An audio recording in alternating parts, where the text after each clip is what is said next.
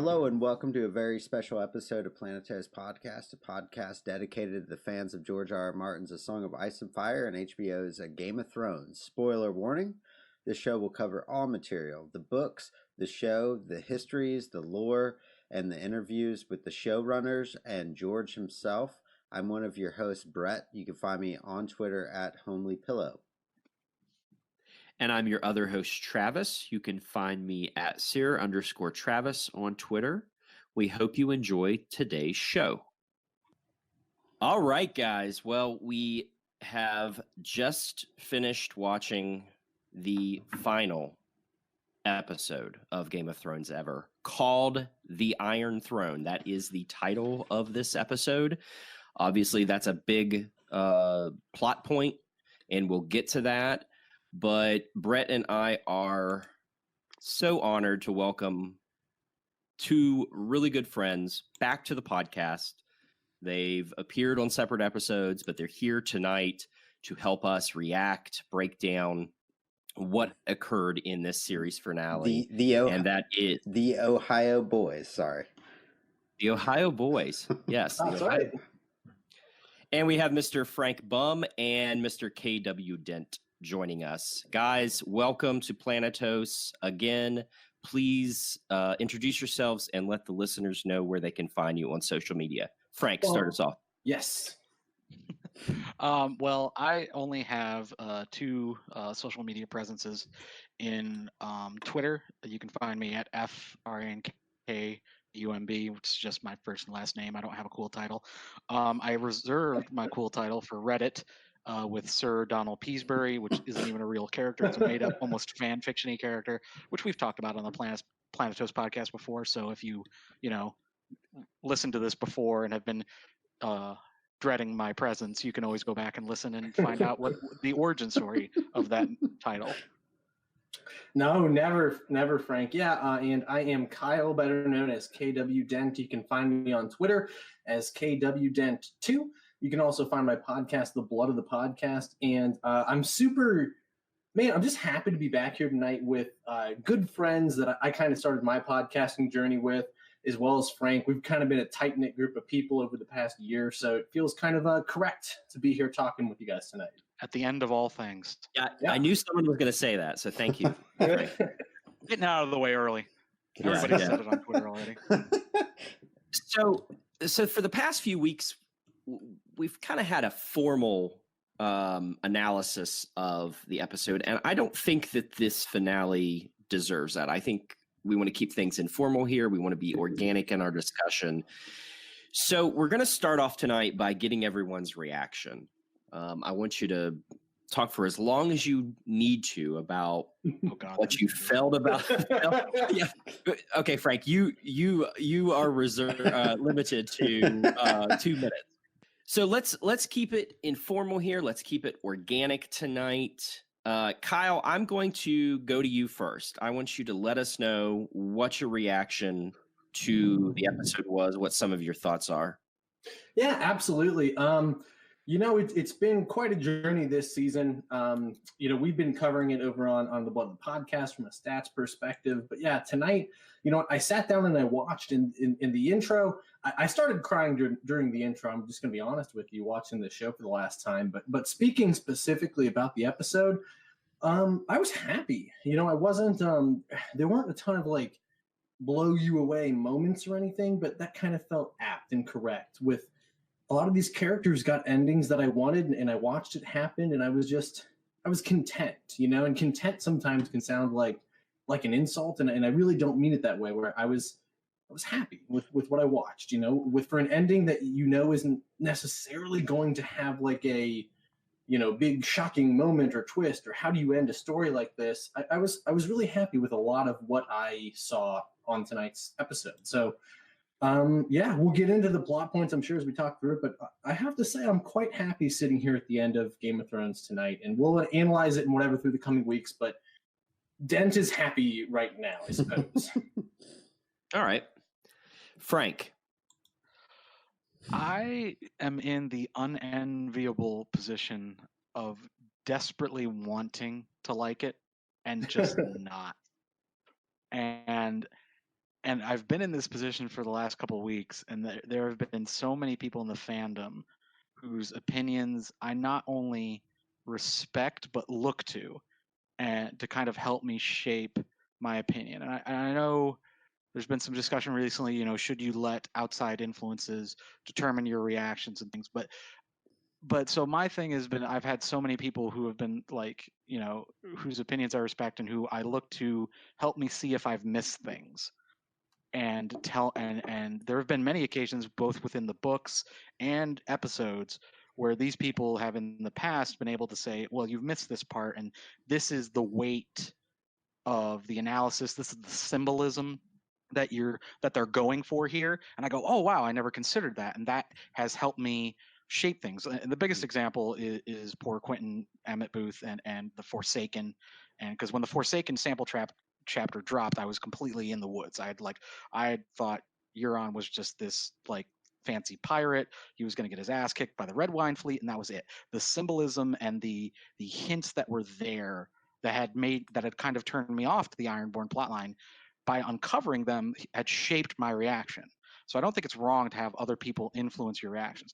But here it has been just a couple episodes now of people who I respect, not just Emmett, but a broad swath of people who have been like, yeah, I really, really liked it. And I really liked the beats, and I've read their explanations and I've done everything. And it's just, I don't feel it. And part of it, and I think ultimately we'll get into the analysis as my buddy Dent said, but overall, I think it comes down to is I don't have a problem with the beats, with what is happening. It's mostly the how. And I feel like in the hands of Martin, who has unfortunately an unlimited, well, no, not unfortunately, but he does have all the time in the world to make things perfect and get from point A to point B with everything in the middle doing so well. Whereas here we're just getting to B, and at the end of it, I feel like there's cheat codes. Like whenever you play a video game with cheat codes, yeah, it's fun and it's good, and then you get to the end and you've scored 70 points on the opposing team in your football game, but it's hollow. And that's kind of how I feel about these endings and these plot points. So there were some great moments, and I'm quite excited to talk about them. But that's just kind of where I end up. So for people listening to this podcast who are worried that it was just going to be everybody supporting it, I am your champion, and I know that sucks for you. I know that sucks for all of you, that you wish you had somebody better. But as Stannis told the Night's Watch, I am what you have. Too bad. Love it. Okay. Love it. Yeah. All right, Brett. I loved it, and it's. Here's my nemesis. No. I'm actually agreeing with you on this. Like, if you said you loved it, that's not agreement. Sorry, I'll shut up. Okay. All right. I have complaints. I loved the last episode for what it was. It was really great. It's a good ending for what I'm still conflicted with episode 3, 4, and 5, but the way this ended is okay, and I was happy to see Tyrion have a good ending. I was happy to see Sansa have a good ending. I was really sad to see Dany go, and that that plot point be so there. I guess I don't know. Like, that was just a little too. I think Dan and Dave read a little too much into the fanfic or something. I don't know, but I was sad about that. But I was happy to see Jon pet fucking Ghost for once. I don't know. It was bittersweet. I don't like the points. The points and the journey maybe have not made sense.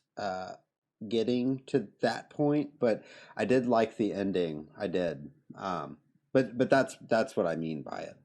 I do have complaints, but that's my initial reaction there. But yeah, Travis.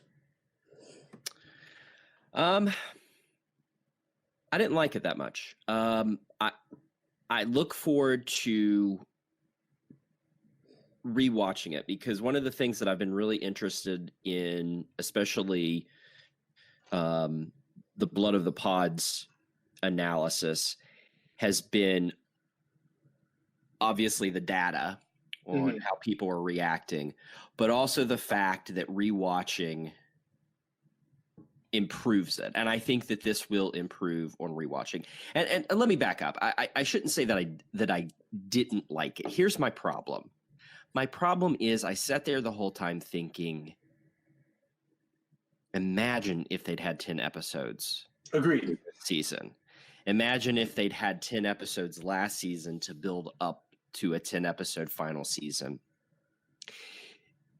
This was sort of the Cliff's Notes version of what that ending could have been. True. Agreed. I think in a vacuum, I really enjoyed this episode. There were moments that I could look at it and think, man, that dialogue is corny, or, this scene just isn't sitting with me. But the totality of it as a ending to Game of Thrones, I especially love that final maybe 5-minute sequence of cutting between Jon and Arya and Sansa. I thought that was done very well. I thought it was very poignant. I really want to talk about that as we progress tonight, because there's something in there that tells me there's a clue to Jon's true fate. But I just wanted a little more. I wanted that scene in the dragon pit to mean a little more. And it just felt like people showed up on set and read these lines and they chose Bran for king. It needed something more, especially that scene. And I think, I love politics, and that to me is important. I don't know. That's my initial reaction. It was a little frustrating to think that this was the end of this show that has meant so much to all of us. And I'm hoping on rewatch it improves, because every episode this season for me has improved greatly on rewatch. And I think that, you get over your emotional reaction, you get to enjoy it because you know what's coming. So I regret what I said in the beginning, that I didn't like it. I did like it, but I just think you talked yourself out of it. I think that there's just so much more that it could have been, and so much more that these characters and this show deserved. Yeah, I agree. Can I real quick just to interject? Because I quite agree with the note that I did feel, look, the episode tonight specifically was a little slow, if you're going to look at it specifically from that standpoint. I think what happened to me, and I talked about this all throughout the past 2 weeks basically, is episode 4, I was massively disappointed with myself. And I feel like for me, that's the point in time that I buried it and just said, look, I'm going to have to approach these things as just, this is the show. And I know people say that all the time, but that was the point in time for me where I really said, okay, the books are going to be so different, but I have to disassociate myself and look at it for what the show is going to do. Because I do agree, there's massive pacing issues. There's massive issues with the amount of time you had left. So I guess tonight I watched it with that expectation of, this is the end of the show. So that's all I had to say on that. That's how I watched it too. And I was nervous for like everyone, and I did not expect Dany. I'm not going to get into it that much, but I did not expect Dany to go that way. I thought there was going to be a huge Jon and Grey Worm conflict, and I think Grey Worm's going to die anyways when he goes to North and the butterflies get him. But I just thought that it was going to be bigger than it was, and it wasn't, and I was okay with it for now. I don't know. I'm a little different. I get more harsh the more I watch it, because I usually watch for spectacle and first, and then the more I watch it, the more I judge it. So, yeah, you've said that a couple times, and that's an interesting take on it. It's kind of the way I read the books, because I've missed a lot and this is why I love the books. I missed a lot the first time, and then I go back and read it, and then now like it's just more. There's more to it, and then yeah, it just gets better with time. But if you have a complaint, it just gets worse with time, I guess, too. So, um, but yeah, no, I'm rambling now. So, moving Frank. on, or Frank. Frank, jump in. Any comments on what we've all said here? Yeah, I think for me, my reactions this season at least have been pretty consistent. I have, the first episode I felt was it wasn't great. It didn't wow me, but it was very solid. It was a great, it was a great leadoff hitter. It was, it's not gonna hit 40 home runs, and it didn't. I'm sorry for getting into sports on a nerd podcast, but you know, I like we're baseball. all, It's fine. yeah, it's a baseball, it's Americana, but basically it's not. It wasn't phenomenal, and so but it set a great basis. Episode 2 was an unmitigated tour de force, and Yes. everyone, and no matter what we say about this season, you cannot take away episode 2, which I believe has a serious argument against Blackwater and Hardhome as the best episode. Like, it's those three for Preach, me. preach. Yeah, duking it out for the top spot. And if you want to divide it, the way I would do it is that Hardhome is the best battle, Blackwater is the best battle episode, and then episode 2 is the best non-battle involved episode. Is how I would split the baby in terms of how do you say which one is the best. So I could, I love that episode. Episode 3, it's not Helm's Deep, and setting that as your bar was ambitious, and there were great moments in it. But there were some notes in there I didn't really like. I did like that my prediction about the Night King laughing off some Dragonfire came true. Episode 4, it was just kind of there. Episode, I felt like, Euron becoming an aim bot made me want to yell hacksaws at the screen. Episode 5, just my issues with that are pretty well known at this point. And just to summarize them very quickly, Dany's heel turn was set up. Dany going full Einsatzgruppen was not set up. Yeah.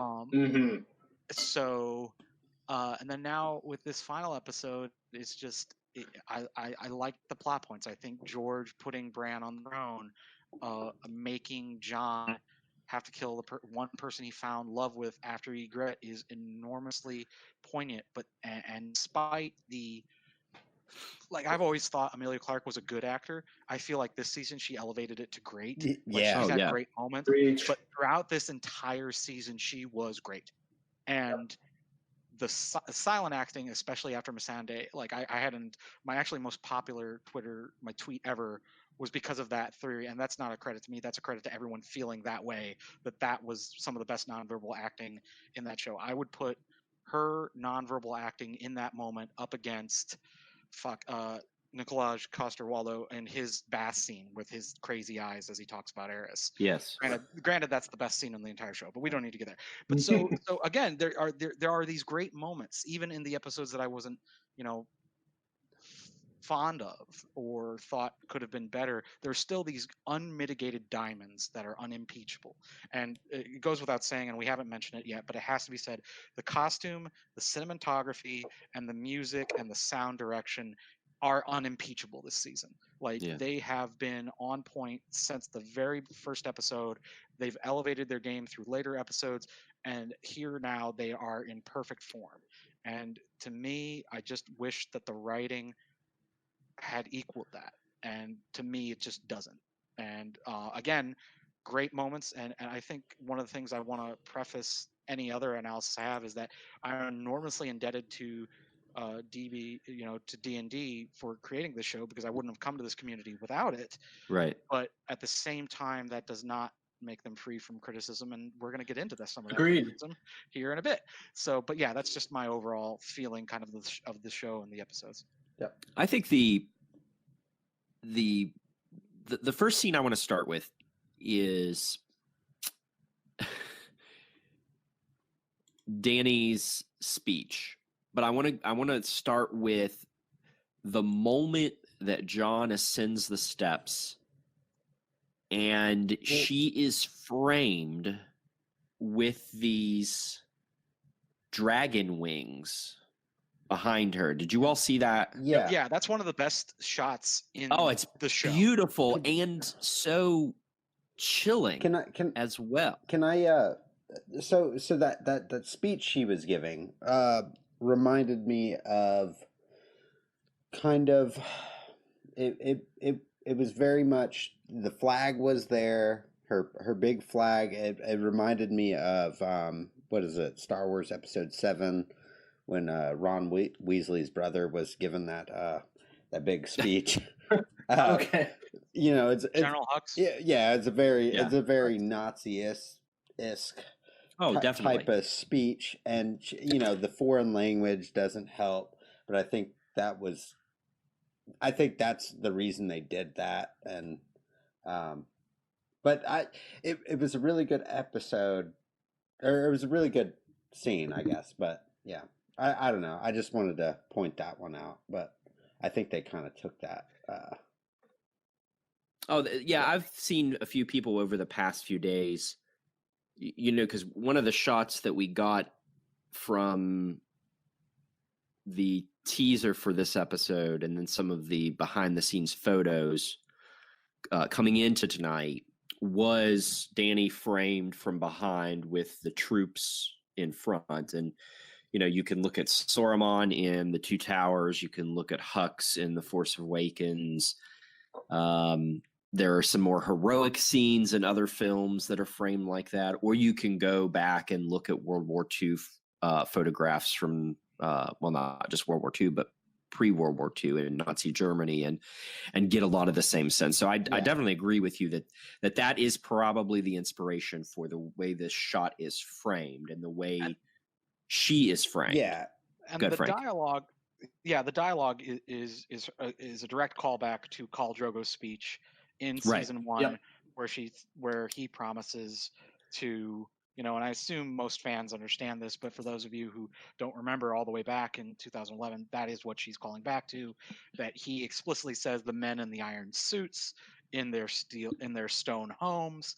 Like, she's using the exact words, but she's reframing it as not as a promise, but as a promise kept, which is, again, enormously powerful. She's, you know, utilizing her abilities there, and it's done extraordinarily well.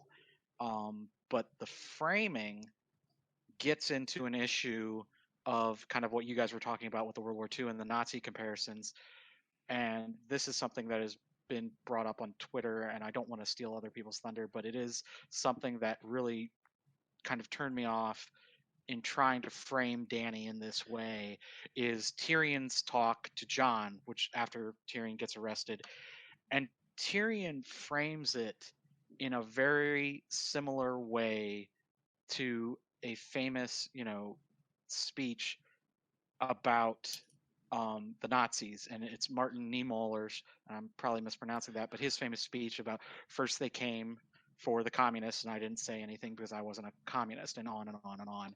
And then it finishes with, and by the time they came for me, there was no one left to speak. And basically, and they frame it in a different way, not to Jon that, you know, if you let her do all this, there'll be no one left for you. But they frame it as Dany is destroying all these evil people and we cheer, and that's wrong. And that may be one of the worst pieces of dialogue and writing in the show. Yeah, I know what you're talking about.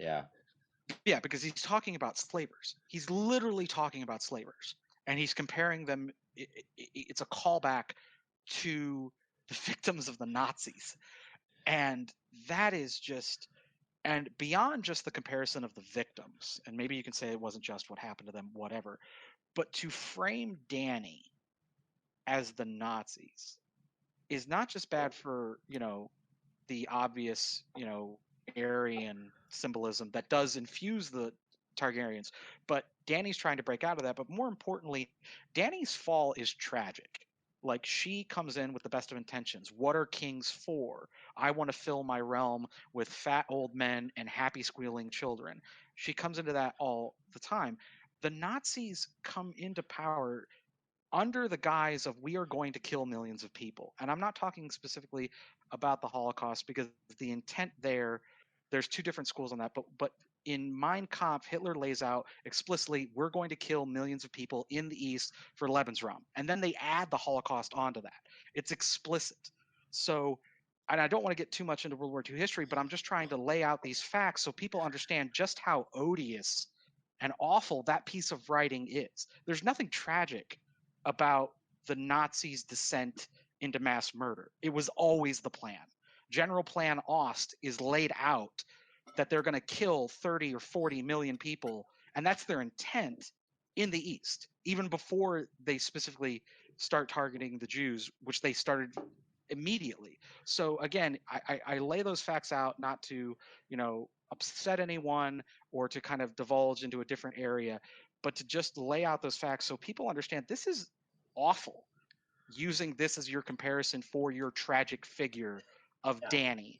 Dany's fall is meant to make us weep and feel bad and feel awful that someone, and that's what Martin's going for. He is trying to give you, how do you get to that point where good people can do such awful things? And that's not the Nazis.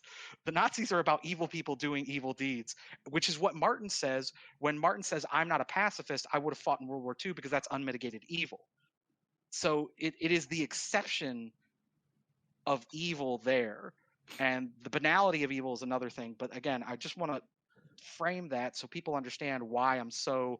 And there are other people, and again, Emmett Booth, he's I know going to talk about this on the Nauticast, and he's on Twitter about this, and you should really go check out his thread if you're listening to this, because again, his analysis is spot on and comes from a very intense place. And I just want to bring that here with my knowledge of the history, and that's why that moment, I don't know if I can get over that moment and what it does to the rest of the episode, despite the other moments that I very much enjoy. So what I would say to that, Frank, because you set it up beautifully there. And I agree so much with this idea that if we're talking about Dany, and one of the big issues I have with, if we are looking at specifically the writing of this final episode, of this final season in Dany's descent, I guess from the show perspective, I liked Dany's descent because I do think something like this happens in the books. But you're totally correct that in the books, I think this downfall of Dany is going to be so tragic, like you said. And tragic is a powerful word, because what that means is that tragic has a certain degree of relatability to it, which you kind of covered there, where it's only tragic because you feel sad, and if it's evil, you don't feel sad, and they're a little too close to evil, right? Yeah, and I just want to just to back up what you're saying right here is to point to another great writer in the fandom, Stephen Atwell. When he was talking about season 5 and Stannis Baratheon, he said, "This is not tragedy. This is an asshole getting hit by a bus." And while I don't think this is as bad as it was for Stannis, you do see shades of that where they don't understand tragedy. And again, I do think they're getting the plot points from Martin. That's obvious. I do think we're going to see a species of this ending. I'm not one of the people trying to say that, oh, this can't happen in the books. It's going to happen in the books. It's just that Martin's going to get there in a way that's so much better, where Dany's descent will not be a heel turn. It'll be a slow, slippery slope from the hills of righteousness down into the muck that you're so deep in it, you can barely see the sun. That is Dany. And that's what it's going to be. And it's going to be so effective. And it was affecting even in the show, but not as much as it could have been. And that's kind of my issue with her plot line. Well, and it's the fact that I like what you said, Frank, that they're more than likely getting the plot points right, or a variation of the plot points right. What they're not getting right is the time we need to process this turn, the time we need to experience what Dany is thinking. Because while we said it and we all agree, and I think a vast majority of the fandom right now has been saying it for a number of weeks, Emilia Clarke's acting has been superb. But Daenerys Targaryen is killed 40 minutes into this 80-minute final episode, where she has been a pivotal character from the very first scene she was in the very first episode. And I appreciate what you're saying. I'm going to play devil's advocate for just a minute, and then I'm going to support everything you said, Frank, because using Nazi iconography is one thing. George Lucas did that with A New Hope. If you look at the medal scene where the heroes are awarded, it's the famous female Nazi propagandist and director, and he used that iconography from her movie Triumph of the Will to frame the heroes getting their medals in A New Hope. Cinematography is one thing, though. It is another, as Frank said, to lay out a series of events and link them to Dany's dark and twisted turn. Now, to be fair, slavers are bad people, and they should die. Sure. You can say that, act after act after act after act is leading us to a certain point. I agree with that. That at some point, and I think Tyrion says it in this episode, that at some point she started believing in herself and that she was good and there was no one there to stop her, that it was inevitable that we were going to reach this conclusion.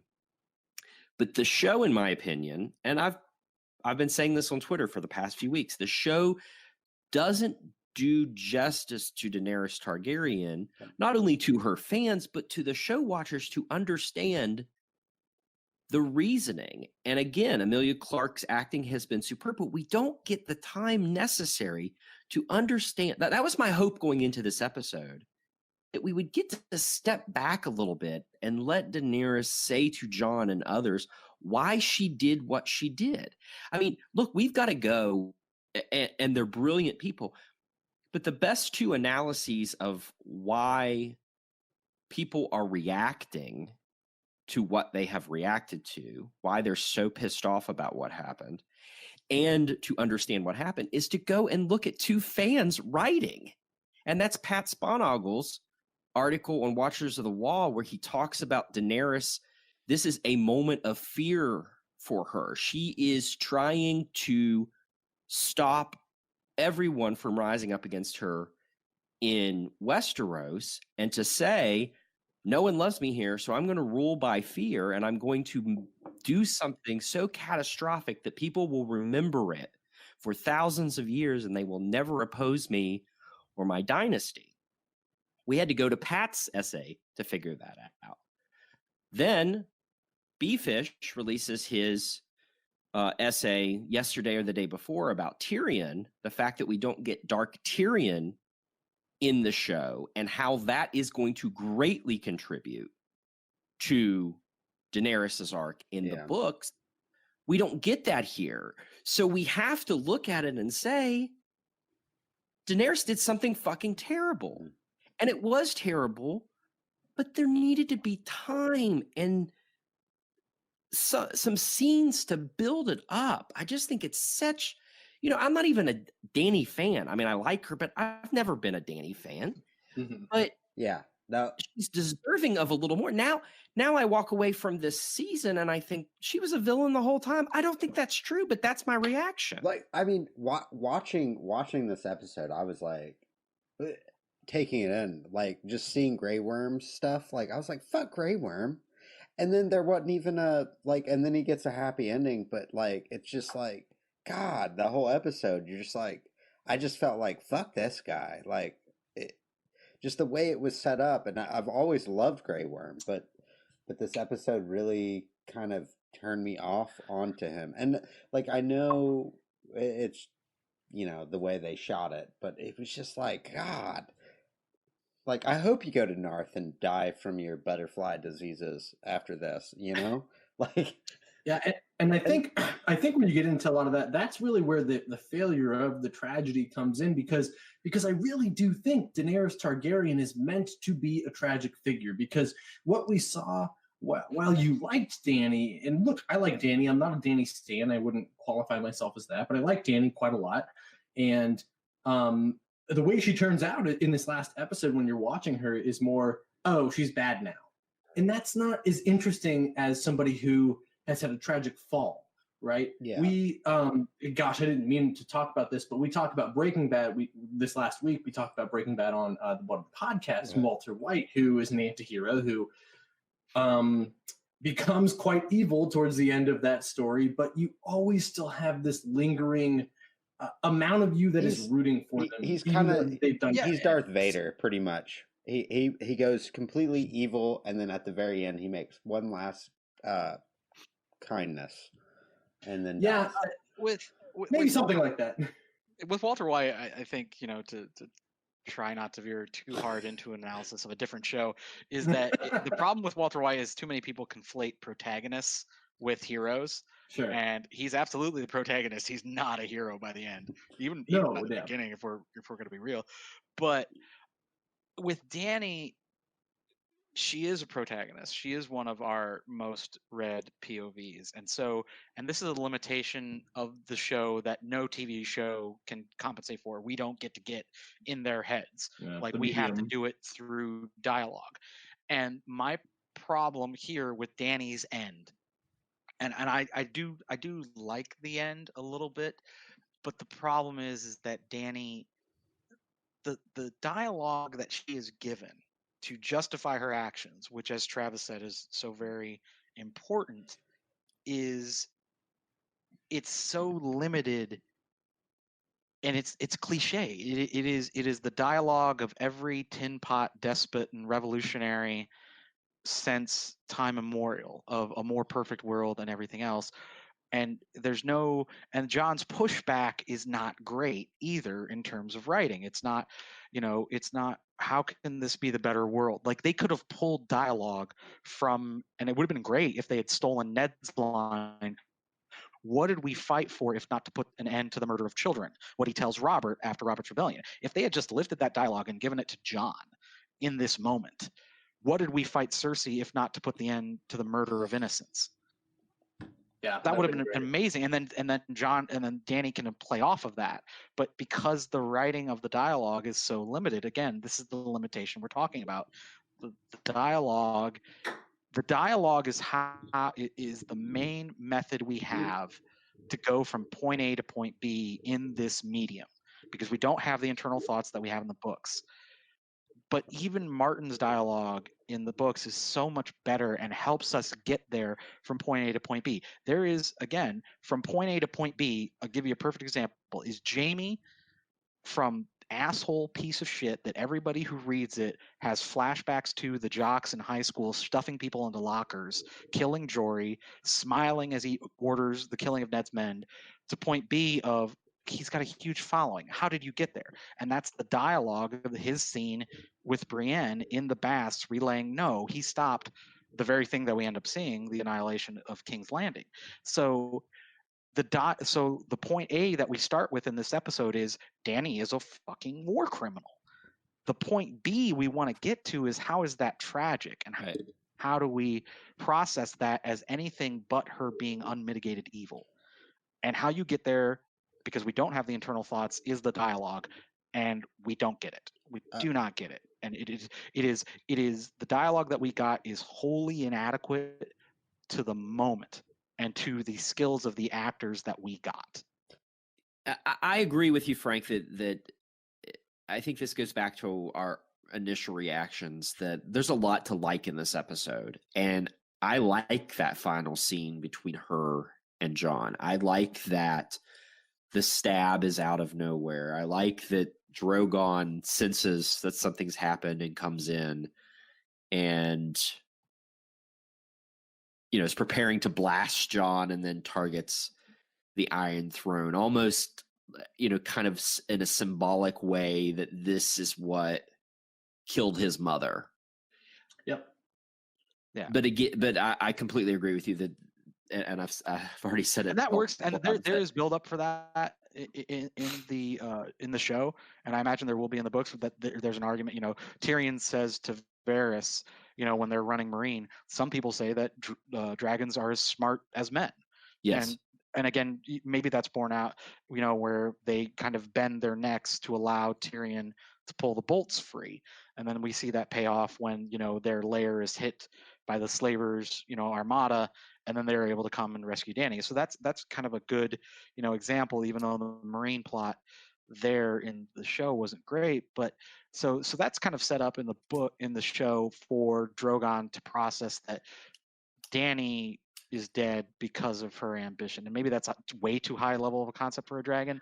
I don't know, but I wasn't mad at that. At first, it kind of rubbed me the wrong way, but here I do like that wrong way to the mealy mouth. But I do think that that's a good scene overall. It's just before the stab, and again, Amelia Clark acted the scene as best she could, and she does have kind of the wide open, dilated pupils kind of fervor that you have from people spouting those kind of things. And I'm not opposed to that. It's just the dialogue there needed to be better, and I don't know how you do it, but I think it comes from John's pushback being better from from like pulling from Ned. And again, he's channeling Ned in this moment. There's somebody he loves in that Robert is, Dany, obviously the relationship's a little different, but Ned loves Robert, and Ned is still so furious at what he just saw in King's Landing. So there is a great parallel, and I think there'll be a great parallel in the books, and it's a great parallel in the shows. Is Robert, and Dany being so wide-eyed about their convictions, in Robert's case, killing Targs, in Dany's case, killing Cersei and breaking the wheel, and then the Stark, person being like, no, how you do it matters. And again, that's our point, is how you get to these points matter. And I don't feel that the show did that. Yeah, I have a lot of thoughts here about this Dany. So speaking specifically about the Dany death scene here in King's Landing, there's a lot to unpack here. Holy crap. But this is the first scene. I think there's a couple scenes in here that we think that I personally think are plot points that the showrunners got from George. And I kind of look to the histories being pointed out in this, and this is the first one. There's another one I'll cover later, I guess, that we'll cover later. But Dany being flown off to Valyria, or Drogon, this is my theory, I guess, flying off to Valyria seems like quite a Fire and Blood call out there, doesn't it? To Balerion, kind of homing beacon back to Valyria, I think is our first Fire and Blood nod. That makes me think that this really, really might happen in the books, Dany dying and being flown back to Valyria to die or to be buried where her ancestors came from. So yeah, I do think that will happen.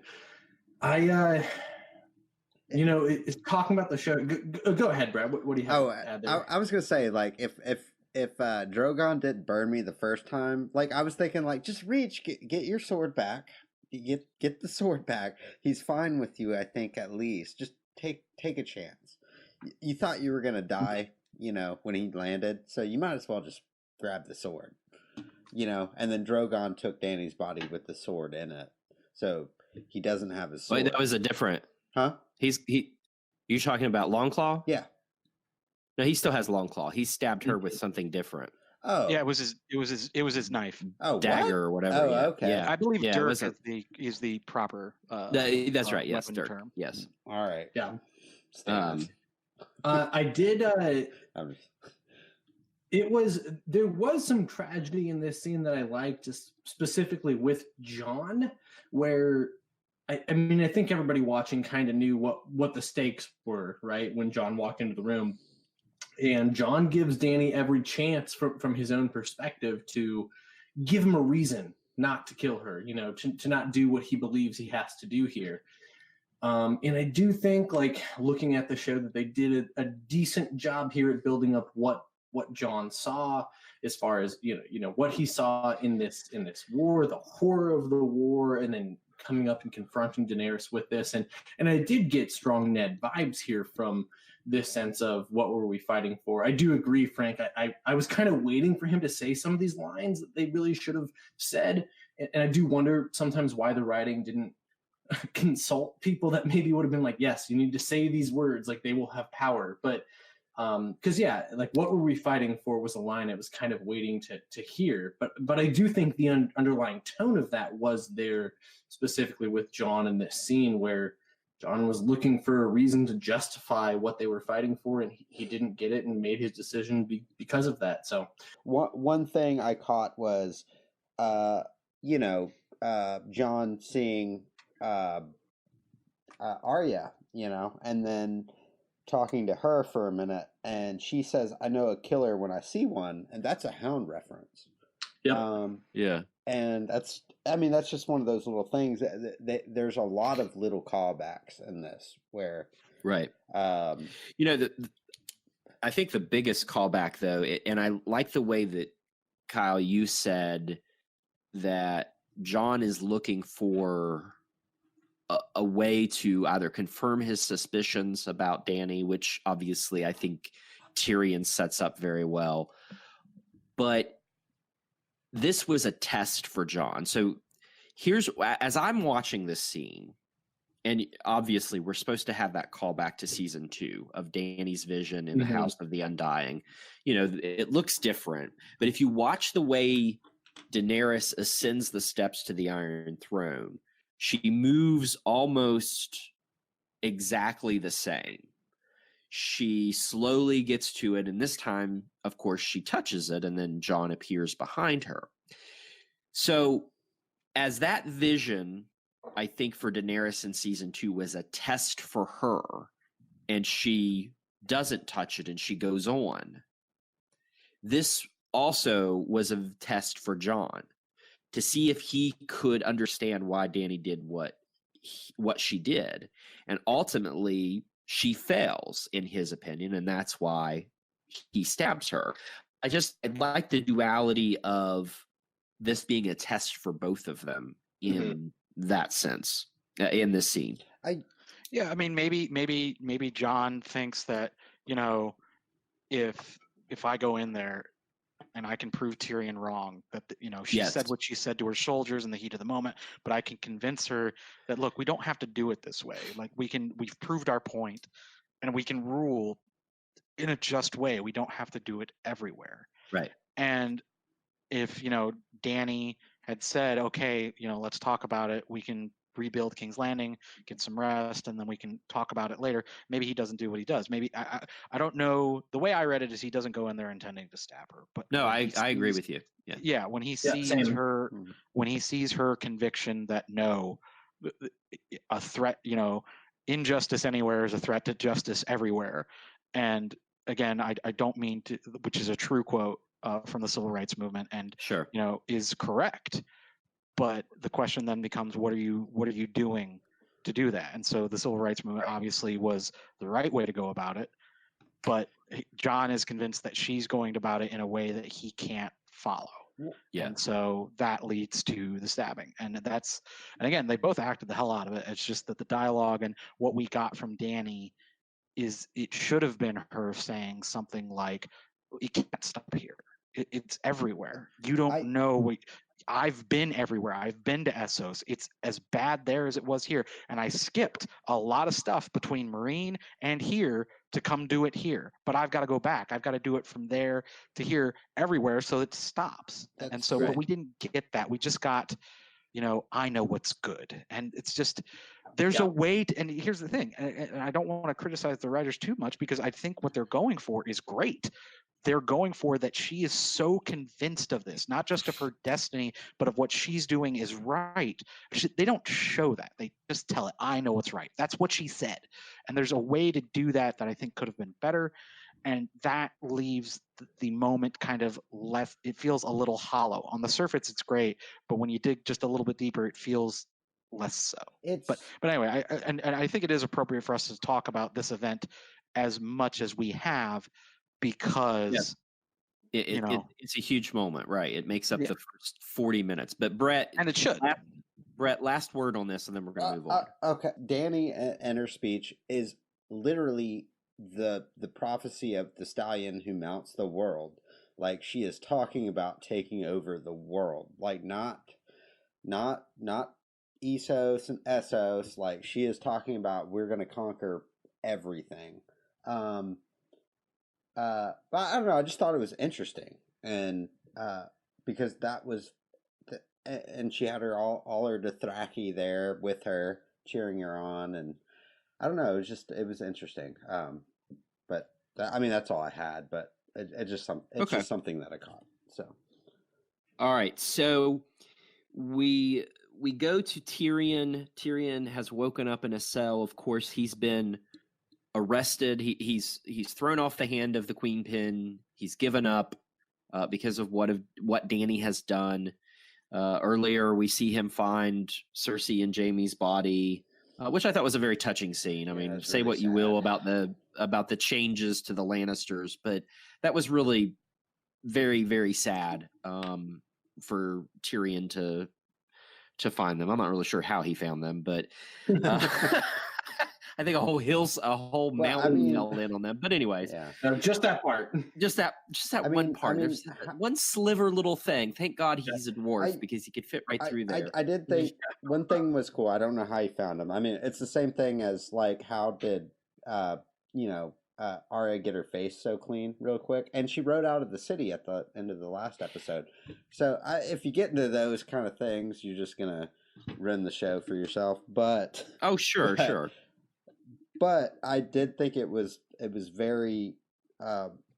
He sees the hand, then he like starts taking the bricks off, and he sees Cersei's face, not Jaime. He sees Cersei, and I don't know. I just thought like he sees Jaime at the end, but he sees Cersei first. Yeah.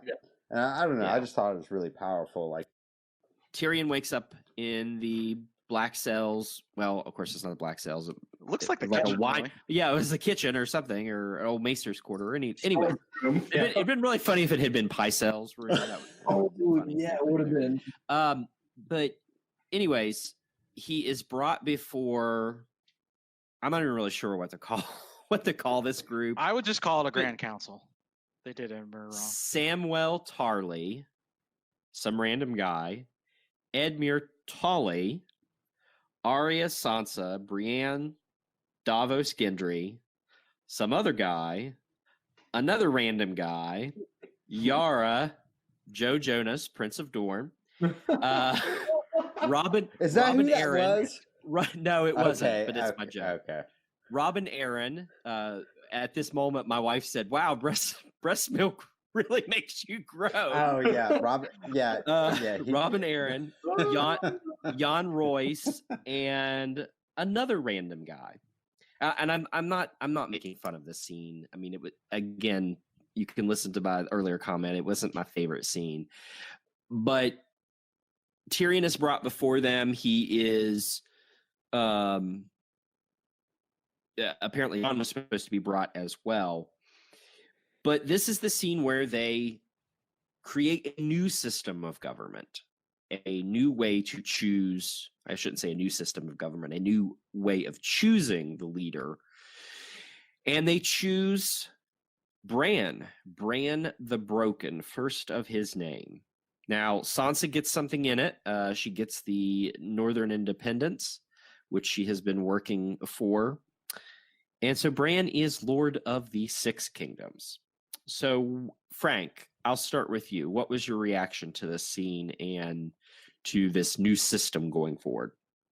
Can I just say that when they were going for Sam's democracy note, because I have two thoughts on that. First off, it really feels like they were reading the fan fiction and they wanted to crap all over it, which that's fine.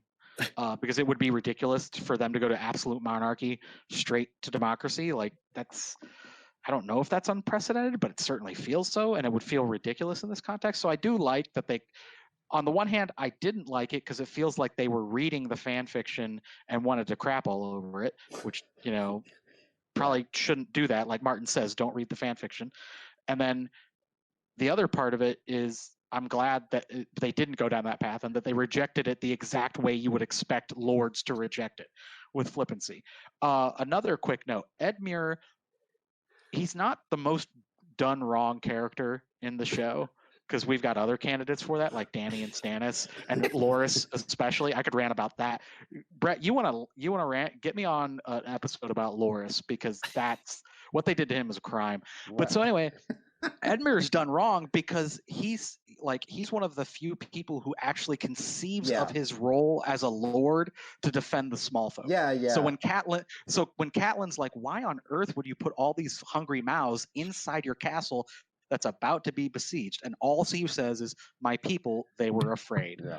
And then they turn him into this bumbling idiot who Sansa just does a Jeb please clap type moment where just uncle, sit down. And then she like nods at the chair, which again, hilarious. And Sophie Turner, great acting in that moment. But at the same time, Admir done wrong. But yeah, he And then deserves better. But yeah. Yeah. And then but then Tyrion's going to put, and here's the thing. This is not a case of people not getting what they want and then being upset that their expectations weren't met. Bran being on the throne, I can absolutely see Martin doing well. But here, it kind of feels like out of left field. I do like Tyrion's talk about the power of a story. Sure. But Yep. But Bran getting there. And another thing, why are the Dothraki okay with this? Like, are they just following Grey Worm?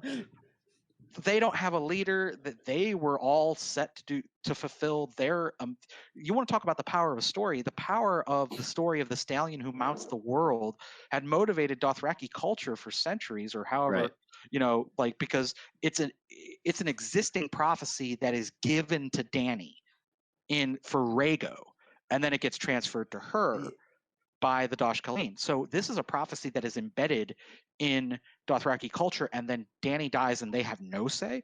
Like, I like that. Like, one of my big questions for, Drogon after Drogon flies off is like, how is Grey Worm not bursting in and just killing Jon? Right. And then we find out that he's arrested, which is an admirable amount of restraint, given which I don't know how you balance the restraint that he shows when he's again going full SS, popping people in the back of the head. And that's another problem. Like, another problem I have with the Unsullied regaining their humanity, because we start to see it in the books where they're going to brothels just to get comfort. They're, drinking, they're doing things, and they're regaining their humanity. But the show has them regaining their humanity by turning into war criminals. And that's just like, maybe again, that is perhaps what's going to happen in the books. But I just feel like if you're going to do that, you have to do it in a better way than we got. Yeah. Sorry. Yeah, no, it's just, and so that's my thing. And so for this, to go back to your original question with Dan on the throne, I can absolutely see that from Martin, because it's great, because it's kind of unexpected. Bran is our first POV, so there's some great resonance there. But at the same time, it's a payoff that's great, but the work wasn't put in. And part of that is D&D's decision to say to HBO, no, we don't want 9 seasons. We don't even want 10 episodes. For an 8th season, we'll do, like, I think the math works out to like 7 or 8 hours across, 6 episodes. And so the part of that is that you don't get this as fleshed out. Right. Yep. Dent has points about Bran and Bloodraven. Yeah, go ahead. Euron's got to be pissed because he's like, man, I was so close. Euron's a whole thing too. Bloodraven's one of my favorites. So as I was watching this scene, I couldn't help. I messaged Christina, the co-host on the podcast now, and was like, Bloodraven shit. And like, really, again, what it comes down to is like, you didn't have enough time to do this stuff. In Bran sitting on the Iron Throne or ruling in some capacity like we have here, totally viable. If not likely, if not confirmed, I don't know. We'll all argue about it for, until Dream comes out and ever. But I do think when looking at Bloodraven and what maybe his plans were for a really long time, and I won't go into that here, it does sort of line up with the history. And we know that George is going back and exploring the history right now. He just released Fire and Blood this year. So he's clearly reviewing his historical context to how he wants to end his own story. And here we see that historical context rearing its head into the ending of the show. So I do think that Bran and these Bloodraven notes and those connections are going to play into the end game, if not massively shape them. Yeah. But it did feel like, and agreeing with Frank here, and this is something I agree with the show criticisms in general, is it was like, oh, all of the sudden we're like, by the way, in the end, Bran sits on the Iron Throne or whatever. It felt like a cliff note. You know, like all of a sudden they were telling you this is the thing that happens, and then Dany dies, and then Bran sits on the Iron Throne, and like that's all cool. But like, why didn't you? It's hard to look at these last couple of seasons and say, listen, if you wanted to tell the story in full, why didn't you have more episodes? And I understand there's a human perspective to it where you have actors, you have directors, burnout is real. writers. Yes, absolutely. 100%. Like, look, I get that. And what they came up with is really good. But if you are talking about the best story that you could have written, you needed more time, very clearly, because you gave us the cliff notes, and the cliff notes are satisfying to a large extent, but you didn't set the table. You know what I mean? You didn't get there organically in a way that felt right. It felt like I was being told these points in these stories. And the Bran thing felt very much so like that to me, where I see how we're going to get there at the end of the books or something like that. But I felt like you were telling me that this is what happens as opposed to me experiencing why this happens. So Yeah. That's my take on the Bran Bloodraven plot in the show. No, I completely love it. Yeah, and again, like I think where I went with it was in these points I'm levying against it. Like, look, if I am gonna like ring it up against what I expect the books to happen, like my list of complaints are gonna go on and on and on and on and on. Whereas I guess I did, like I said earlier, I came into the night like expecting I want to see certain plot points happen. I know we have 80 minutes left, so do what you can do. And from that expectation, I was satisfied. I think we've complimented Emilia Clarke's acting a lot throughout the season, but goddamn, Kit Harington's performance this last episode was really good. I don't know. Yeah. It really did move me a little bit. Like he stepped his game up. Probably one of his better ones. Yeah. Go ahead, Frank. Sorry. Yeah, I think Kit rose to the moment well. I did like the parallel of him facing down a dragon, both times worked really well. But again, some people have said there's not a lot of chemistry with Kit and Emilia romantically, and that's fair. I don't, it doesn't come off the screen like it did for Kit and Rose Leslie, which is, obvious because they eventually ended up getting married. But at the same time, what chemistry Kit and Emilia have is, what do you do in this situation in terms of the power? Right. And you have Emilia being so firm in her convictions, and Kit just being so, this is so wrong. I don't want it to be wrong, but it is. And so I liked how he has to deal with that. I liked his scene with Tyrion. Again, even though that scene does produce one of the most awful pieces of dialogue in the show, but overall their interactions there. So again, I do like Kit's acting there. Have his reaction to kind of move away from the Grand Council, his reaction to the sentence that's passed.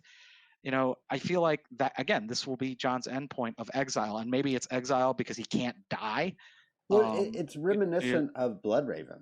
I mean, Bloodraven kills someone, and then Aegon has to send him off. I weirdly hadn't thought of that. That's a great comparison, because Bloodraven kills someone to safeguard a Targaryen dynasty, and the next monarch says, well, you can't stick around here, so bye. And so that ends up happening too. So I do like that. The one thing I liked how they played off like that they don't have chemistry, because that last kiss, like you could tell there was no chemistry there, but then you hear the sword stab, and it was so great because it was like they were trying on the other kisses to make like that chemistry work, but you could just tell it was so fucking blatant, like it was what is Chloe from Girls Gone Canon like chicken slapping, like raw chicken slapping together. Yeah. Jesus Like Christ. that's what that was. Like that was literally what that was. And then you hear the sword stab and you're like, oh shit. Like Yeah. did that just actually happen? I thought that final kiss was better than some of their other romantic interactions because again, it is loaded with this pathos that I think both of them do very, very well. I never bought that they, and maybe this is an actor chemistry thing. I never bought that they loved each other, which is kind of one of the issues I had with this scene. And you know what? I quite liked this scene, so I shouldn't even say that. I thought it was played out is probably as well as I thought it was going to be, but I never really got that the Jon and Dany that they loved each other the same way Jon and Ygritte did. And I get, look, like you're just not going to get that because, Kit Harington actually married Rose Leslie. Well, so of course that's never right. That's never going to live up. But I never got anywhere near that feeling between. Well, and maybe that's what it is, so maybe that's too harsh, but Well, no, I think you're right. And to be fair, they didn't take time to build it because they get together in episode 7 of season 7, and then Dany is purposefully isolated throughout the rest, except for in episode 1, but purposefully isolated the rest of the episodes, so they can't put them together, or they choose not to put them together, and so it never really gets to build again. So, anyways, we've talked about that scene enough. The last thing that I'll say. Go ahead, Frank. I've got a suggestion. Maybe we could all say something that we liked, because we have kind of thrown this episode. I think everyone here has said there's things that they like, so I think that's something that we can definitely talk about. Maybe right before we get those end shots. One of the things about Bran that I like is the fact that there have been so many theories that would he remain on the Weirwood throne forever? Would he descend into the roots of Winterfell? Would he take up residence there or whatever? So I kind of like that if his end state is to be king, and I like the fact that he, as a child, he wants to be a knight. That's his dream, right? But now he's being called to a greater duty to rule the realm and to guide the realm. That's cool, yeah. That's much more than what a knight is, obviously. But he also sits on a throne for the rest of his life. He sits on, the physical throne, whichever throne they have. I don't guess they're going to have one. But he's like the Weirwood. He is in the roots of the realm now, forced to rule, forced to guide it, forced to make it better. So I do like that ending for Bran. I think that was not something I expected, but that's good. Well, that was good to be surprised by that. You know what it is? It's so fucking Bloodraven. It's insane. I mean, yeah, because Bloodraven was making those calls, and what better way for Bloodraven to pass off, whatever, he becomes the white worm gnawing at the heart of the realm, I guess, in the words of Kyle the cat. But all right, so let's move on to these final moments where Jon has been forced to take the black again. We can talk about whether or not there's going to be a Night's Watch or not. The Unsullied have determined to sell to Noth, and I think if you read the subtext, they're going to fulfill Dany's mission of freeing people across the world. The Dothraki, I'm not really sure what they're going to do. Just quickly back to a point you made earlier, Frank, one of the biggest things going into this episode that I was most interested in seeing is how do you stop Dany with a dragon and Dothraki and Unsullied behind her? Like, how do you get her to abdicate, or how do you kill her without there being some reaction? That's probably something that maybe could have used a little more fleshing out. But anyways, Sansa, Queen in the North, Arya, Alyssa Farman. What is west of Westeros? I love that. I want to talk about that at the end because that's one of my favorite scenes for a reason, and I'll tell you why. Bran obviously is king. We have the small council of Braun, master of coin, Davos, master of ships. Yes, thank the fucking Lord that Davos Seaworth survives this series. And he's giving a little bit of Stannis grammar to everyone. Yep. Loved it. Loved it. Sam Tarly is the Grand Maester. And they still need to, and Brienne is the Lord Commander or Lady Commander or whatever it is. Jamie's. She finishes Jamie's page in the white Travis. book. Loved it. Loved it. Travis. So, and of course, it wasn't exactly Sam that wrote the A Song of Ice and Fire book. It was Archmaester Ebros. I think that was Jim Broadbent's character from season 7. Mm-hmm. But Sam helped with some of the content and suggested the title. So we get A Song of Ice and Fire in there. So I've already said that I really, really, really love that final 5-minute sequence, that cutting between Jon and Sansa and Arya are arming themselves. Sansa's arming her dress. She was dressed in a white dress of red leaves, so it's like a weirwood tree. Yeah. Arming herself with a crown, arming herself as queen in the north. Arya arming herself, obviously, with her weapons, but also a spyglass where she is sailing west of Westeros, and then Jon continuing to be armored in black with Longclaw ever by his side. And I really like those shots of the wildlings and the men of the Night's Watch. You can tell they really respect Jon. Yeah. I thought that was powerful. So I'm going to stop there. I'm going to let you all talk, and then I want to come back to a couple things that interested me with the ending of these 3 characters in particular. Yeah, I have a quick thing. With Brienne, first off, loved her writing in the White Book, Jaime's story.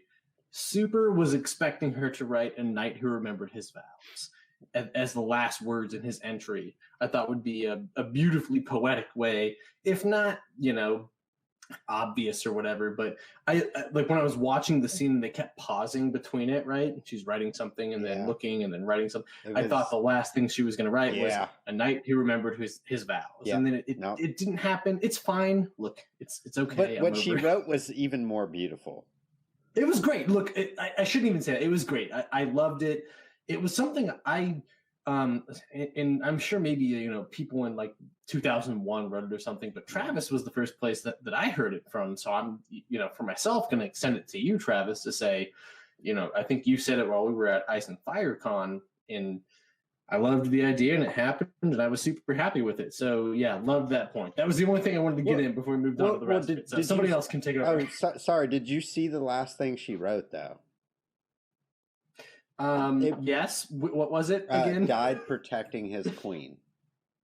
That's what Brienne wrote. It wasn't, a knight. I would have rather. Yeah, I know, but it was still sweet that she didn't even, Well, and I think it's the inverse of the Kingslayer, right? Yeah. I think that one, I think that she wants to be truthful to what really happened to Jaime, and I can tell she's upset by it. She's broken by it still. But she's going to put down a good deed for him. And that was a good deed in his eyes. And so I think that she adds that because it's something he wanted to do. He had to do. He felt, he had to go do. We can argue whether or not. But I saw it as an inverse of the Kingslayer motif. It's a great point. It's the love is the death of honor or duty or yeah. Yeah. Duty is the death of love. Yeah. Or duty, that's a great point, Travis. I really like that. I loved Brienne's armor. Did you notice it was a raven? Mm-hmm. The inlay on her chest was at first I thought it was a weirwood tree, and then I paused it and kind of looked at it more, and it's a raven. It's a raven's head. I didn't notice that. Representing Bran, obviously. Super cool. I did not notice that. Frank. Yeah. What? What do you got on all this? Come on, jump back in here, brother. I'm mostly just listening to you guys. I do agree that Brienne is that's perfect, and that is something that I hope makes it into the books with absolutely no changes whatsoever, with Brienne as Lord Commander of the Kingsguard writing Jaime's last entry, because there's such symbolism, and we have so much revolving around the Kingsguard and what they do with those entries. And we have, Jaime reflecting on the White Book and kind of wryly noting that Barristan Selmy, before he bolts after Joffrey dismisses him, is to go in and write about his own dismissal, which just fits him as prim and proper and always following the rules, even if the rules suck. And then Jaime thinking at the end of A Storm of Swords, he can write whatever he wants in that. And ultimately, for that not to being true, that it's going to be someone else who writes it, but someone else who understands him, understands what he did and why. That is beautiful. And Gwendolyn Christie is perfect from the very beginning as Brienne, and got even better. I don't know if you can improve from perfect, but again, whatever. Better. So I loved that moment, unmitigated, like that's one of those diamonds that I was talking about, but that one shines the brightest out of all of them. The overall, kind of ending with Bran, I don't know. Again, it's just like how do you get there, and how you ultimately get to that point matters. And I don't know if it's Blood Raven-esque scheming or just him recognizing, well, this is the way it's got to go, because I'm the one who has to piece things back together, because I am the broken one who's found all this, the other thing. Sansa as Queen of the North, I love it. I can hear several members of the fandom screaming, even all the way here in remote rural Ohio, and that's great. I do worry that what happens after, there's a king who follows Bran, whoever that ends up being, do they like that the North is an independent gaming? Probably not. But that's again, that's just nitpicking, and that's again, right. This is George. We are getting this, and I don't think people should delude themselves like some Stannis fans delude themselves into thinking that Shireen's not going to be burned. Like, this is going to happen, but the how, I think we can console ourselves and say the how we get there is ultimately what matters. And the difficulty of getting there proves why a writer of Martin's talents has taken so long with this process, because he does want to do it well, and it's very difficult. And so that's kind of what I'm taking away from it. I do like the endings. Arya is Alyssa Farman. If you haven't read Fire and Blood, I do recommend it, because it'll show you that this was Martin kind of showing you the historical analogs, and it's great. Yep. Alyssa Farman for Arya is perfect. With Jon's ending, however, I feel as if it's going to be even more melancholy than that, because him going north of the wall with Ghost, Tormund, the other wildlings, that's sweet. That's not bittersweet at all, to me at least. Yeah, he doesn't get to go back to Winterfell, but as he thinks constantly in the books, he's always wanted Winterfell, but he's shamed by that desire. As the Nauticast just got done finishing, well, they didn't just get done finishing it, but I just got listening to it, the Jon 8 episode, where he's thinking about, his desires for Winterfell and his bastardy and things like that, but it was never his place. And so it's kind of sweet that I think it's going to be even more melancholy than that, where the trauma of having to kill Dany, the trauma of being basically undead and having to kind of process. I think we're going to get a much more traumatic version of the War for the Dawn, because Dany thinks about destroying them on the Trident as opposed to Winterfell. So I think you're going to see more of the kingdoms impacted by that, especially with Euron doing his awful, unspeakable stuff in the south, as opposed to just being a shitty Jack Sparrow.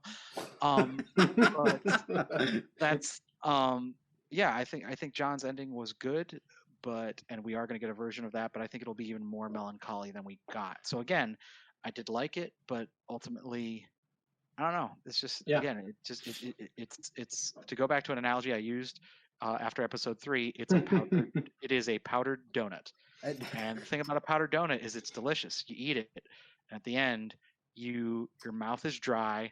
You're kind of empty, and you're wondering where the milk is, because you need something more. I missed that quote, but someone on one of the bigger cast mentioned your. It was Chloe. Okay.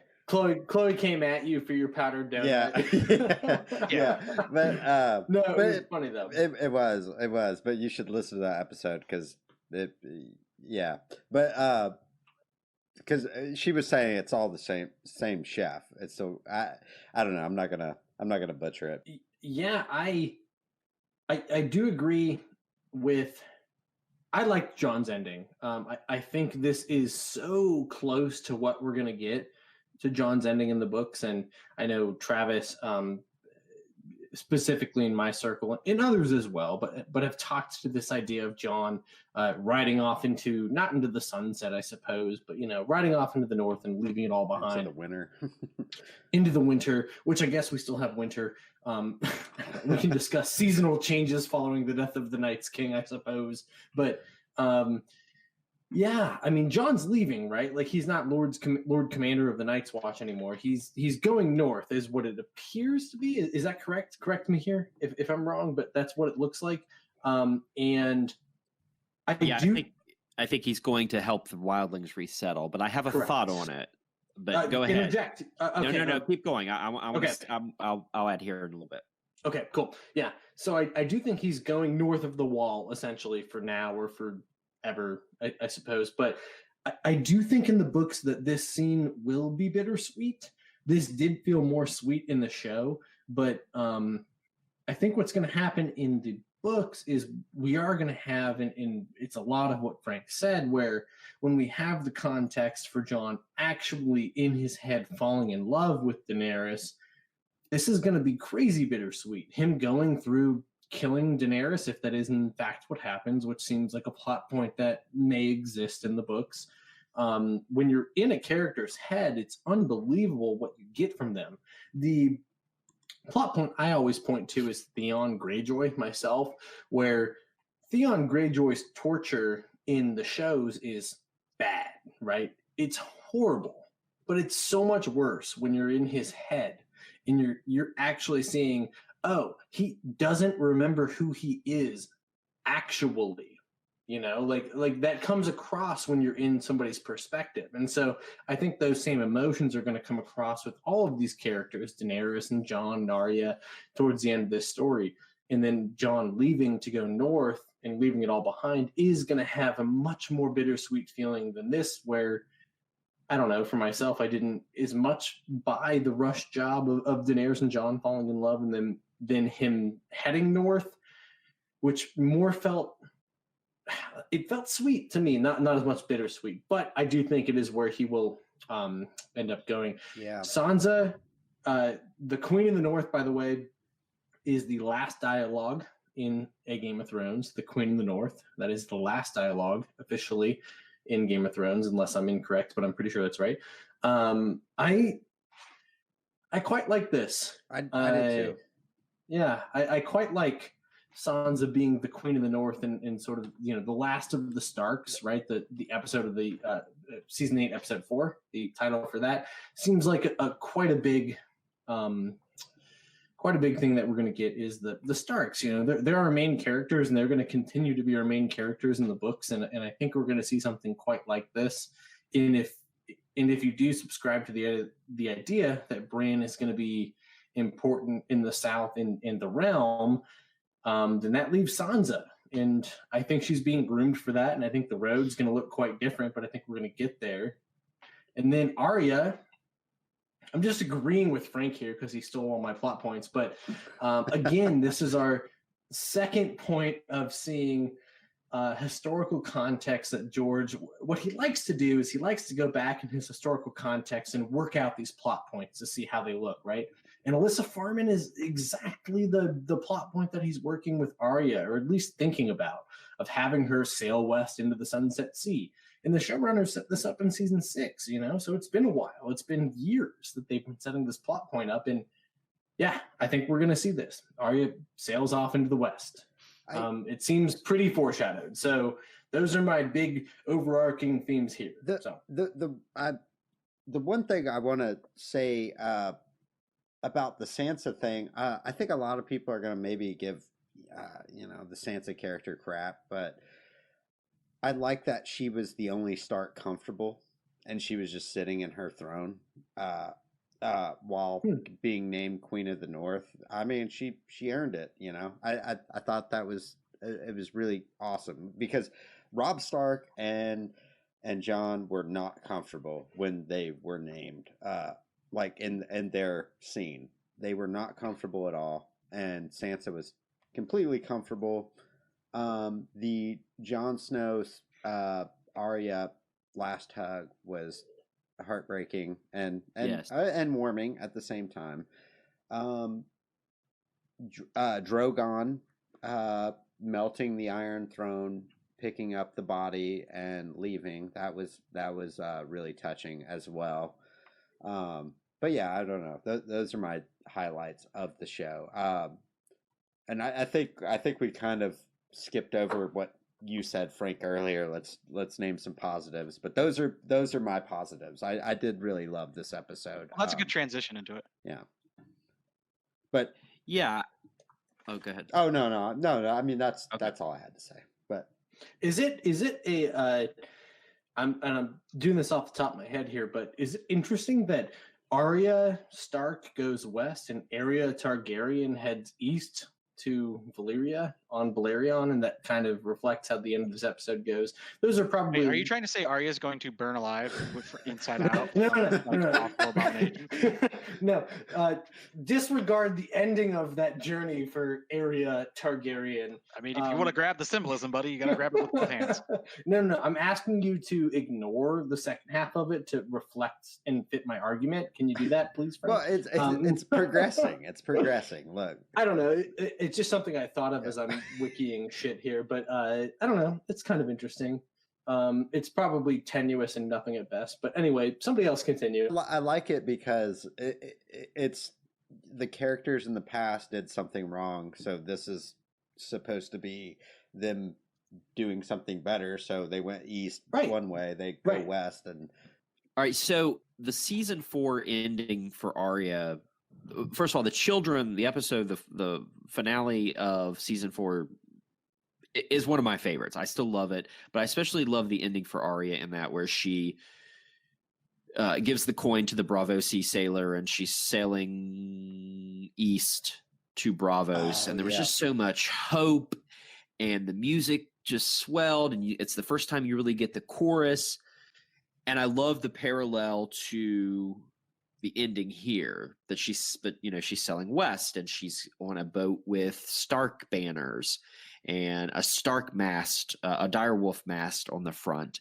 And again, the chorus is swelling the Game of Thrones theme. Alyssa Farman was one of my favorite storylines in Fire and Blood. So I'm really pleased to see that be a parallel to Arya's ending. Sansa, I got major Elizabeth I vibes. Especially from the movie Elizabeth back in the 90s with Cate Blanchett, where she, ascends, comes through the blinding light, and she's pale and got this red hair, and it's really the moment where Elizabeth becomes Elizabeth I. But serious vibes from Sansa as well, taking on her role as Queen in the North, a queen that will be loved. I mean, if we think back to Sansa's quote early, is a Game of Thrones or Clash of Kings, when she says that, when I'm Kings during Stannis' attack, where she tells her that that's right, small folk fear you. Right. She's like, no, fuck that. I can do this better. Yep. I will make them love me. And they love her. You can tell that those men around there love her, and they're swearing to her. I got major Ned Stark vibes on Jon throughout this episode when he's in the cell, the way he looks, the way people are trying to get him to plot and scheme. I mean, I don't think it's the exact same way, but to build off that, Travis. Yeah, go ahead. I'm sorry to interrupt. No, I really love the parallel for Jon with Ned, of where he's exiting the cell and Tyrion calls out, "What about your two sisters?" Yes. Which is the huge parallel for Varys exiting the scene and saying back to Ned, "And your daughter's head, my lord, is that a precious thing to you?" So it's kind of like they flip who's going where and who's in what situation, but it's still the person Yes, I love the it. schemer saying that. So I just wanted to insert I that. think that was Go on purpose too, because I mean, even Absolutely. Tyrion mentions Varys in that scene. So Frank, I just wrote in the show doc, stealing my points again. I wrote Jon killing Dany versus Ned sparing Cersei. Yeah, it's the same. This was a parallel between the two decisions. So yeah. Oh wow. Okay, I didn't even. Yeah. Because the concept of mercy is brought up throughout this chapter, throughout this scene and the next one following it, which is on my television right now as I'm rewatching it. The idea that Jon, in season 1, Ned, mercy is never a mistake, right? Which we agree with. We all ostensibly agree with mercy is never a mistake, which Jon kind of echoes to Dany. And then Jon is forced to make a decision that I think we'll see happen in the books, that I think will haunt him, that will lead to the bittersweet ending in his ending. Yes, I'll back out there, but that's, yes, agreed. Well, and also too, I mean, you're kind of touching on the points to where, Sandor, Sansa, and Arya, I mean, the mercy that that they kind of learn is like to put someone out of their misery, and maybe Dany is at a point where she can no longer come back, and it's not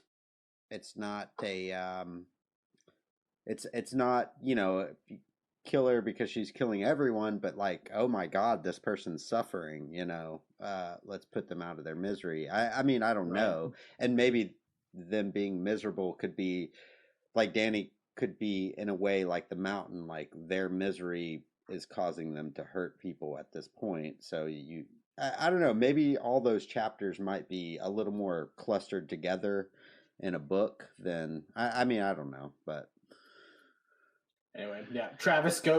We interrupted your point. No, you're fine. You're fine. I love it. And I agree. This is where you really get the bittersweet from the moment the Stark siblings say goodbye to each other, which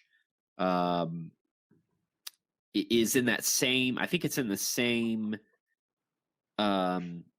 location where Cersei and Tyrion ship off Marcella. Yep. In season 2, and it's also the same where Cersei runs down waiting for Marcella's return and sees the body, the coffin or whatever, coming back. And I like that you could see that in the background there where Cersei was standing. Of course, the Starks are on the pier. But anyways, that is the bittersweet of this episode. And for me, this was the most powerful part. I've already talked about Arya and Sansa. I want to talk about Ned real quick. Or Ned, Jesus. I want to talk about Jon real quick. Just so I love that the gate opens on the tunnel from Castle Black, and Jon and the wildlings and Ghost come striding out. If you look real quick, there was a blossom. There was a blossom coming up through the snow and ice. One of the first signs of spring. And I kind of got the idea that I think he's going to resettle the wildlings. And while it's a punishment, right? This is the punishment that Jon is getting for what he did to Dany. I also see it again as another Ned Stark parallel that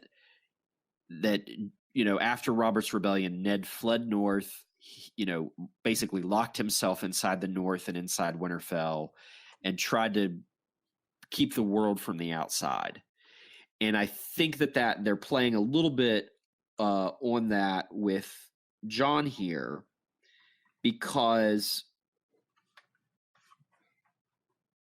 Jon never had a home in Winterfell. He had a home, he had a room, he had food, he had shelter, he had love, not to the extent that everyone else did, but he really found himself north of the wall with the wildlings. And I don't know if anyone else picked up on this. Maybe I'm completely misreading this. But when Jon turns back and he watches the gate close, and there's this loud noise where it hits the ground and it shuts, I instantly thought he's going to disappear. He's going to turn from his vows to the Night's Watch, and he's going to join the Wildlings, and he's going to become kind of a Mance Raider type, not in uniting the Wildlings under a banner, but living amongst them, becoming one of them. He's free. And he's free now. I mean, he's obviously taken the vow again. I don't think any of us ever thought there would be a Night's Watch at the end of this series. But there are some people who think there will be a Night's Watch for some reason. He's the 1,000th Lord Commander. Sorry. Well, that's going to be Stannis. Actually, no, that's not true. Stannis is totally dying, as he should.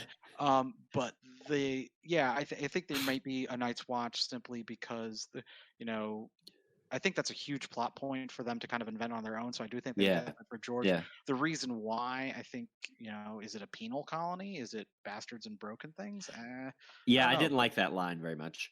Yeah, I mean, I think the justification for why you still have a Night's Watch will be important. But again, there is precedent, again, with Bloodraven of a, significant Night's Watch figure intentionally going beyond the wall to get lost. And I think the Night's Watchmen who remain and the Wildlings, they understand that is Jon technically breaking his vows? Yes, but they're not going to kill him over it because he's done so much. So it might be a case of we're going to look the other way simply because you've done it. I don't think that they would do that. I just thought it was very interesting the way that they shot that, where he turns back and it's almost when that gate shuts, you could almost sense that he had a bit of relief.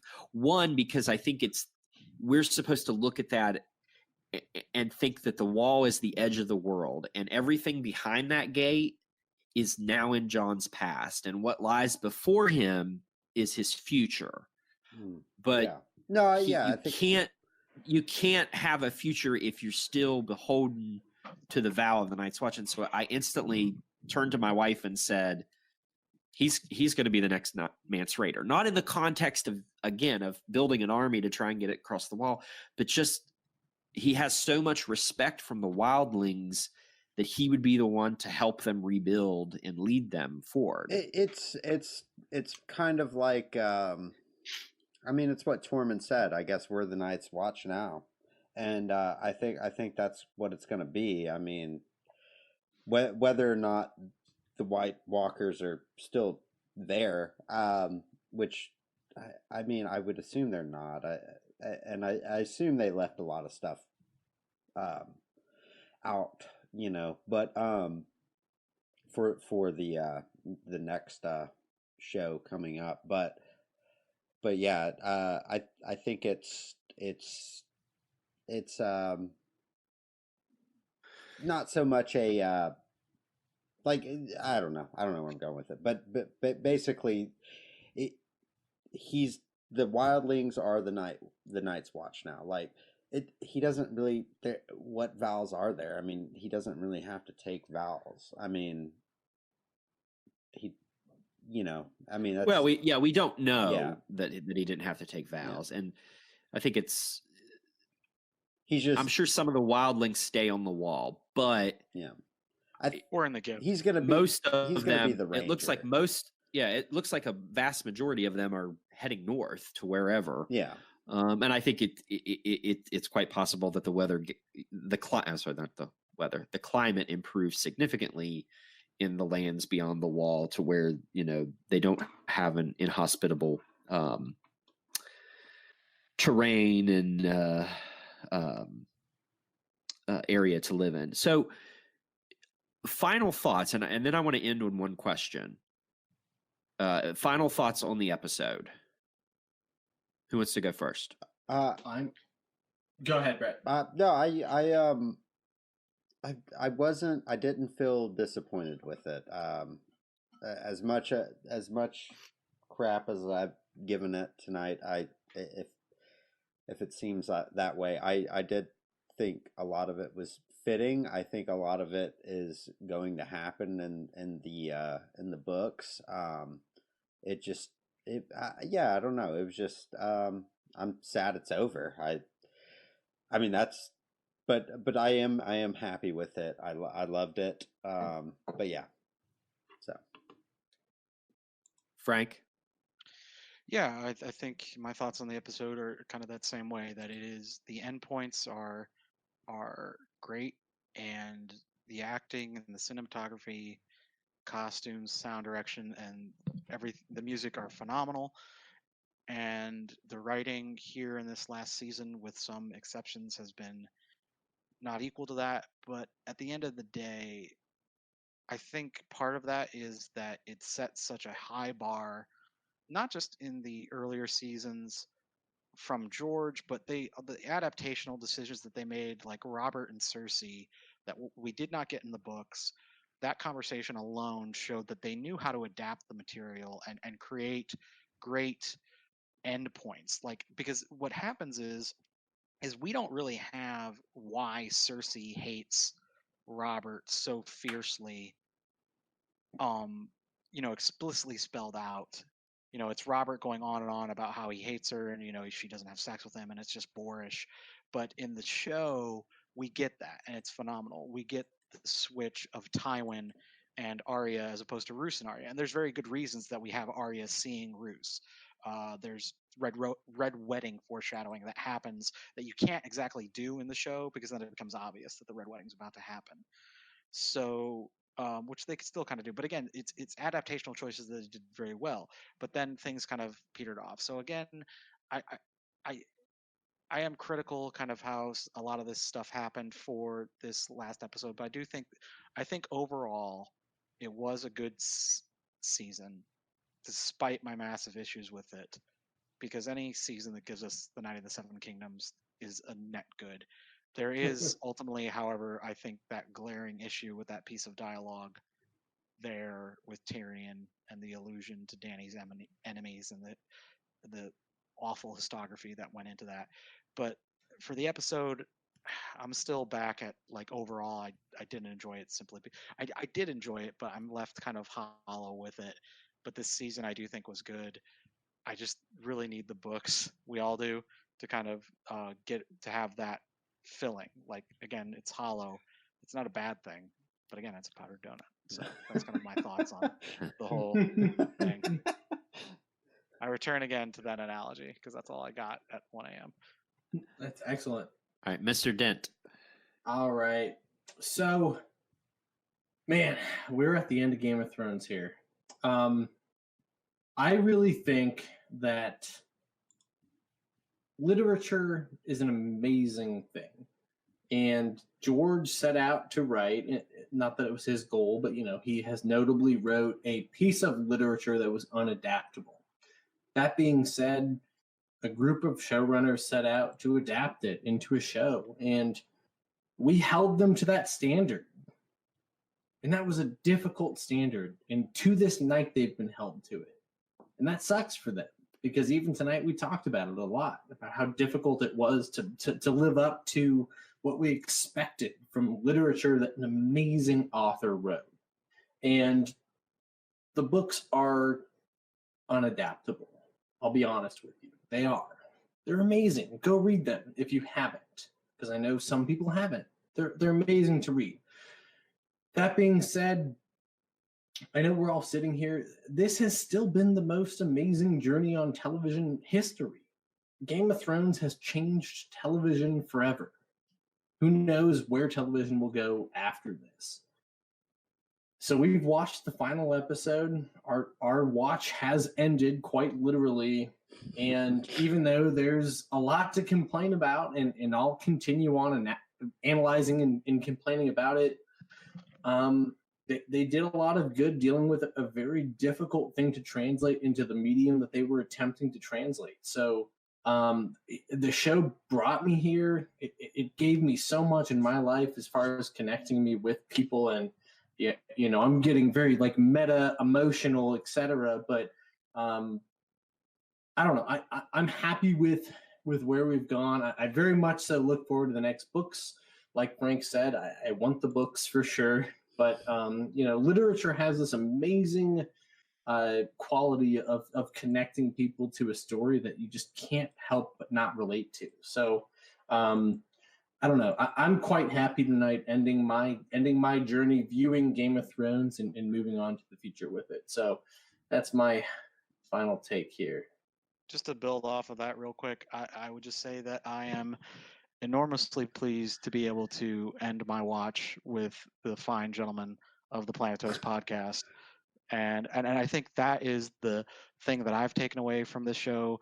No matter what D&D did with the Stannis thing or the Loras or even this season, they know they did adapt this show. They did the impossible in making this into a show that, despite its flaws, was enormously significant and got me to the books and got me to this community. And for that, I'll be forever grateful, to get sentimental for a moment. So, and I think what they've built is this universal thing that we all turn to Sunday nights in a way that very few people achieve. So for, at the very least, they deserve our praise and thanks for that, no matter what else we might have said about them with their adaptational choices. So on that note, I do salute them and you guys for creating this podcast with to share the community. Well, thank you. You don't know what to do with that, do you? This is 1 a.m., Frank. That's what it looks like. Yeah. Going into tonight, it was really heartwarming to see people on Facebook and Twitter, relaying how they got into the fandom, how they came to the show or the books, how they have met all of these wonderful people out there. And I think that through all of that, that's the most important thing. I mean, everyone makes a joke. It's, it's the friends you made along the way. Well, it is. I mean, that's what we as humans have, our relationships. And it's great that we get to build these relationships around something like Game of Thrones and A Song of Ice and Fire and all these wonderful characters and stories and theories and plots. I mean, it's just that is an amazing thing that no one else can ever take from us. And I think that actually, as we close tonight, talking through this episode with you all has made me appreciate it a little more. It's hard to catch it's hard to record an initial reaction, especially to Game of Thrones. It is. I think we've done a good job this year or this season doing that.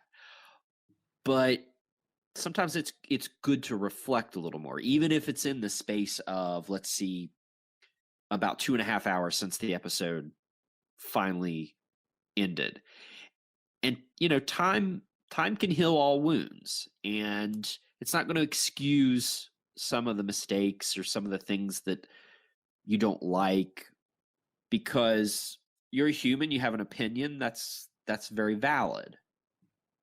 But the experience of this fandom, the experience of this show is second to none. And that's, I think, how I want to end. I don't think we need to ask any more questions tonight or speculate about anything, because I think that's a perfect way to kind of wrap this up.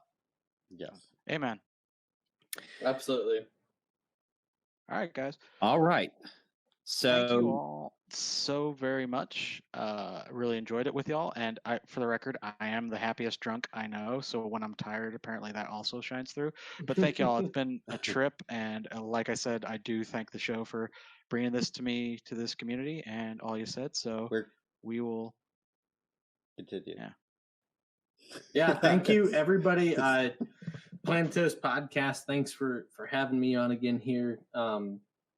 Man, it's been an awesome journey just watching this show, and we'll continue. Not over yet. It's not. We'll continue critiquing.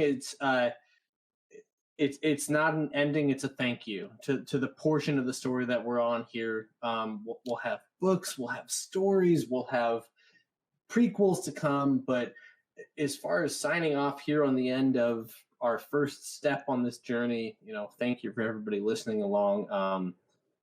Thank you. Well, thanks, guys, for coming on. We really appreciate it. Our watch has ended, and we couldn't have had better guests to take us out on this journey. So thanks again. Again, find me on Twitter at FRANKBUMB. It's just my first and last name.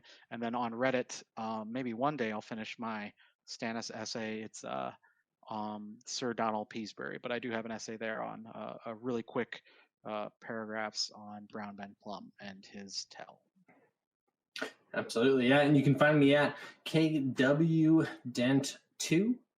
on Twitter. That's where I engage mostly with people. And you can also find me at the Blood of the Podcast on iTunes and Spotify, and actually not Spotify, but places that you find your podcast on. We're going through the story the same way here that good friends at Planetos Podcast are. Guys, thanks for having me on again. All right, that's it. Balerion, the Black Dreads, fire melted the swords that made Aegon's throne, the Iron Throne, and in this episode, Drogon's blast melted it forever. The Iron Throne is gone, and so is Game of Thrones. I